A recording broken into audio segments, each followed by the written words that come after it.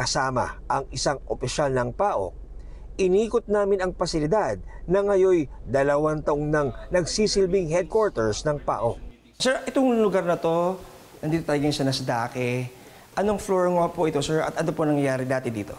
Itong third floor, may ilang kwarto dito na pinamugaran ng mga scammers na mga kumpanya na nagkukunwaring offshore gaming operations pero sa kabila nun ay mga scam hub pala. Dito raw dating nangyayari ang iba't ibang uri ng scam o pambubudol gaya ng love scam, cryptocurrency scam at investment scam.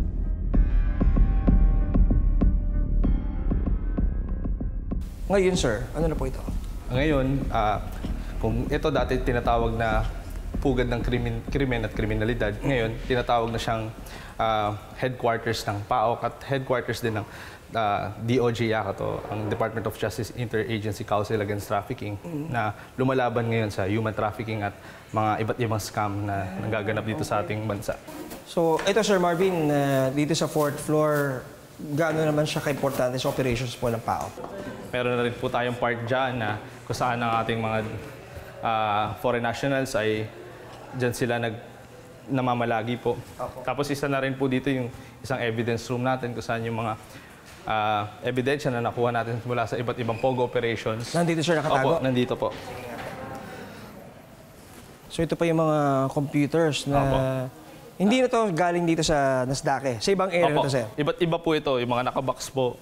May ilan galing dito po, pero karamihan po halo-halo na to sa iba't iba. Pero nasa isang bawat place po naman at may indicators kung saan sila galing. Okay. At sa isa sa mga kwarto sa sulok na ginagawa dito. Ito po, nung mapasok natin tong gusali ho, talagang nakita natin is torture room talaga siya. Okay.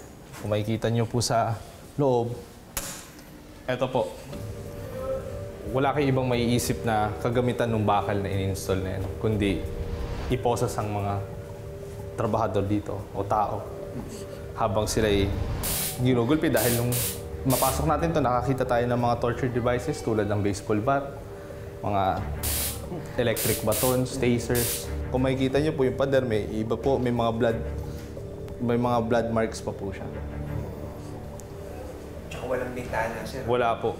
Sarado lang po. Dito, ito lang po ang entrance. Bali, ginagawa po yun kadalasan sa mga workers na hindi nakakahit ng quota, sa mga scammers. O kaya ayaw nila mag-scam, pinipilit sila ng kumpanya. Nung inabutan namin to during the raid ng October 2023, talagang ito po yung sobrang daming computers. Nandito po yung parang boiler room, ito yung pinaka-notorious na lugar dito sa facility na to.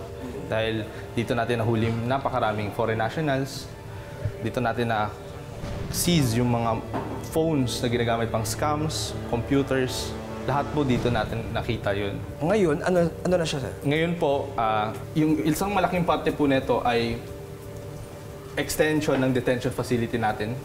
At the same time, meron din po tayong medical clinic katabi po netong detention facility. Ang dating pugad ng iba't ibang uri ng krimen, detention center na ngayon ng mga nooy POGO worker na naghihintay ng deportation. May mahigit 400 pang POGO workers dito. At dito na rin sila dinadalaw ng kanilang mga partner. Maraming salamat sa pagtutok sa Eyewitness, mga kapuso. Anong masasabi nyo sa dokumentaryong ito? I-comment na yan at mag-subscribe sa GMA Public Affairs YouTube channel.